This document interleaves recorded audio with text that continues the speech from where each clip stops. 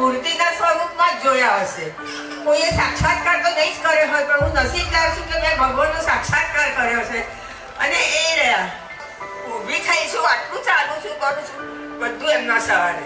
Doctor યશસર અને એમના આખા પરિવારનો, એમની હોસ્પિટલના તમામ સ્ટાફનો આભાર માનીશ. એઝ વેલ એઝ એમની હોસ્પિટલમાં જે સર્વિસ છે એ પણ બહુ સરસ છે.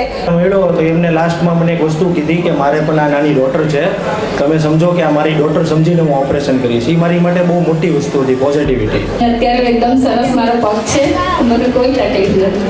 Thank you બોડીલાઇન. બોડીલાઇન હોસ્પિટલને અગર કોઈ મને એમ કહે કે બીજું નામ આપો તો હું કદાચ એનું મંદિર કહીશ. તો આમ આ ઓવરઓલ બોડીલાઇન હોસ્પિટલ આમ જોવા જઈએ તો પરફેક્ટ, દરેક રીતે પરફેક્ટ છે.